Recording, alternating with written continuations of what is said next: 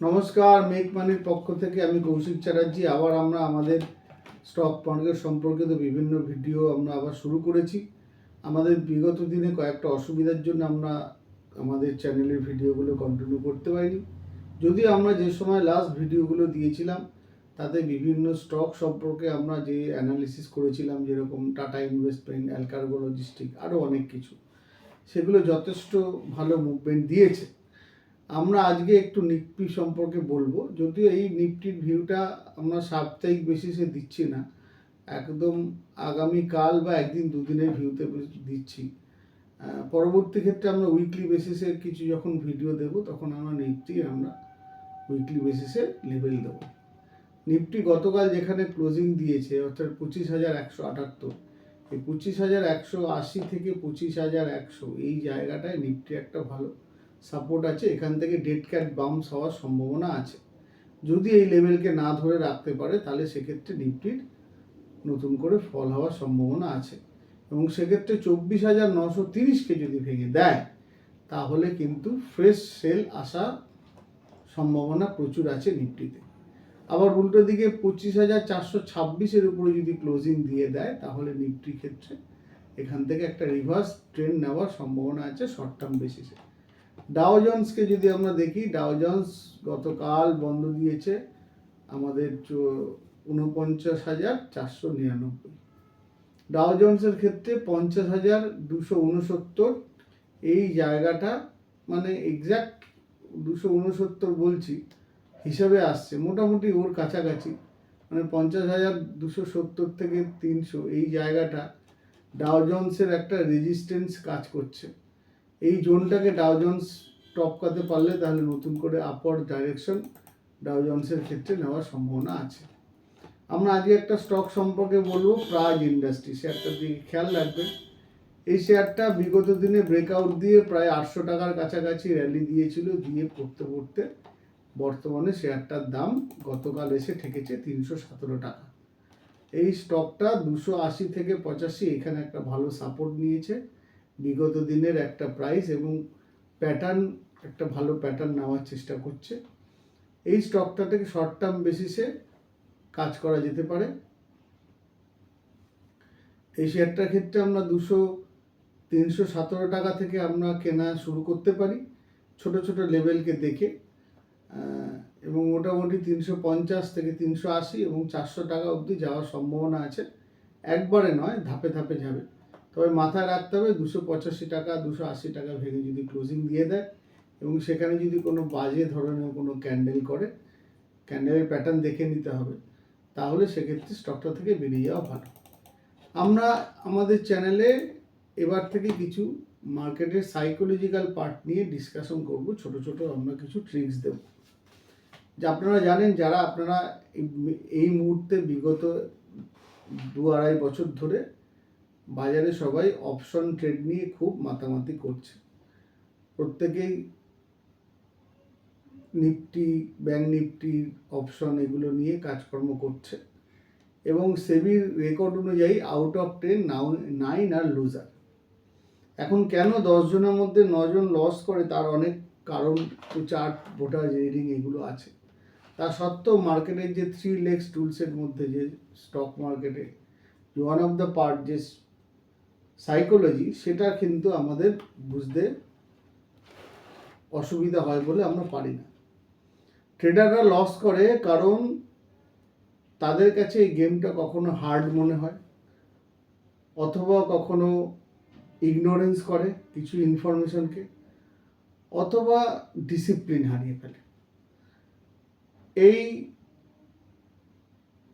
মার্কেটে মানে ট্রেডিং করতে গেলে এটা মাথায় রাখতে হবে, এখানে কি টু উইন করার জন্য কিন্তু নিজের ইনসাইড ইউর হেড, নিজের মাথার সঙ্গে লড়াই করতে হবে, নিজের মাথার ভাবনার সঙ্গে লড়াই করতে হবে। কম্পিউটারের ভেতরে কি দেখছি তা না। একটা কথা মনে রাখতে হবে, এই আমরা নিজের মাথার ভাবনার সঙ্গে লড়াই করতে পারি না বলে আমরা অনেক ইম্পালসিভ ট্রেড নিয়ে ফেলি। মনে রাখতে হবে যে আমরা অন্য কাউকে যখন মিথ্যা কথা বলি সেটা খুব বাজে, বাজে জিনিস। Lying to other is a bad enough, কিন্তু নিজের সঙ্গে মিথ্যা কথা বলা এটা একটা হোপলেস বিষয়। নিজের সঙ্গে মিথ্যা কথা বলা মানে এই ক্ষেত্রে স্টক মার্কেটে আমরা যা দেখছি, যা বুঝছি সেটা না করে আমরা নিজেকে অন্য কিছু বোঝাতে চাই, অর্থাৎ নিজেকে মিথ্যা কথা বলতে থাকি। এই কারণে এই ভাবনা চিন্তাগুলোকে কিন্তু ডিলিট করা দরকার। মার্কেটে মনে রাখতে হবে, মার্কেটে একটা ফিলিংস তৈরি হয় যখন শেয়ার মার্কেটে শুরু হয়, সেখানে একটা হাজার হাজার ট্রেডারদের একটা ফিলিংস তৈরি হয়। সেই ফিলিংস একটা ম্যাসিভ ঢেউয়ের মতো সাইকোলজিক্যাল ওয়েভ তৈরি করে, একটা ডাইরেকশন তৈরি করে। আমরা সেই সাইকোলজিক্যাল ওয়েভের মধ্যে যদি সেই আপনারা দেখে থাকবেন বা অনেকে দেখেছেন, এরকম বিভিন্ন পার্কে রোলার কোস্টার থাকে, রোলার কোস্টার বলে, ওই বিভিন্ন রাইড থাকে, এই দ্রুত পরিবর্তনশীল যে রাইডগুলো, যার এক্সাইটমেন্ট, ওই এক্সাইটমেন্টটা নিতে নিতে আবার একটা নতুন এক্সাইটমেন্ট চলে আসে, দ্রুত পরিবর্তনশীল এক্সাইটমেন্ট যেগুলো হয় আর কি। এইগুলো আমাদের কি করে, এসেনশিয়াল এলিমেন্টকে আমাদের মার্কেটে জেতার জন্য আমাদের যে এসেনশিয়াল এলিমেন্ট প্রয়োজন হয় সেটা কিন্তু আমরা হারিয়ে ফেলি। সেই কারণে মনে রাখতে হবে যে ইমোশনকে যদি আমরা ম্যানেজ না করতে পারি, ইমোশনের ম্যানেজমেন্টকে যদি না বুঝি, তাহলে আমাদের অ্যাকাউন্টের ম্যানেজমেন্ট কিন্তু খারাপ হয়ে যাবে।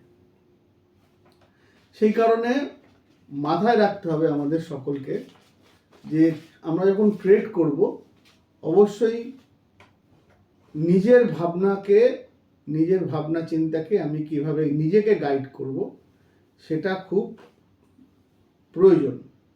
আমাদের আজকের ভিডিও শেষ করার আগে আমি আর একটা কথা বলতে চাই। আমরা এই নিয়ে আলোচনা করব, যে বিষয় নিয়ে আলোচনা করছি ছোট ছোট করে আমরা বলতে থাকব। আপনারা সেগুলো ভালো করে মন দিয়ে শুনলে, এবং আমরা পয়েন্ট আউট করে দেবো যে কীভাবে এই নিজের মাথাকে সঙ্গে লড়াই করা, নিজের ভাবনার সঙ্গে লড়াই করে স্টক মার্কেটে কি করে সেখান থেকে উইন করতে হয় সেটা আমরা ডিসকাস করব, এই সাইকোলজিক্যাল পার্টটা। মানে আমরা এই ট্রেডার, আপনারা দেখবেন যখন ট্রেড করেন, খেয়াল রাখবেন, দেখবেন যে আপনারা অনুশোচনা, মানে কোনো একটা ট্রেডে মিস হলো, প্রফিট হলেও অনুশোচনা হচ্ছে, আরেকটু রাখলে ভালো হতো, লস হলেও অনুশোচনা হচ্ছে, মাল লস করে গেল। এই অনুশোচনা নিয়ে ভাবনা চিন্তা করা এবং একটা উইশফুল থিঙ্কিং তার থেকে তৈরি হয়। একটা উইশফুল থিঙ্কিং বলতে কিছু একটা উইশ করছি যে আমি এইটা হতে পারে, এইটা হবে, আমি যেটা দেখতে চাইছি সেটাই যেন আমি ঘটে। এই ভাবনাগুলো আমাদের মার্কেটে চলে আসে। তার জন্য কিন্তু আউট অফ 10 9 আর লুজার এই ডিসক্লেমারটা সেবি দিতে পারছে।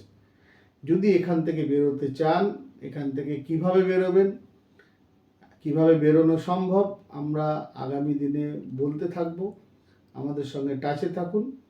আমরা মার্কেটের যে 3 legs টুলস, তার মধ্যে যে সাইকোলজি যে একটা লেগ, একটা পা আছে, সেই পাকে কি করে শক্ত করবেন, কিভাবে অভ্যাস করবেন, সে সম্পর্কে আমরা আলোচনা করব। আজকের লেসনে একটা জিনিস মনে রাখবেন যে কি টু উইন স্টক মার্কেটে উইন করার জন্য নিজের মাথার সঙ্গে লড়াই করতে হয়। যাওয়ার আগে একটা কথা বলে দিচ্ছি, শেয়ার বাজার ঝুঁকিপূর্ণ। অবশ্যই শেয়ার বাজারে শেয়ার কেনা বেচার আগে নিজের ফাইন্যান্সিয়াল কনসালটেন্ট যে আছে তার সঙ্গে পরামর্শ করবেন। আমাদের এই ভিডিওটা পুরোপুরি শিক্ষামূলক। নমস্কার।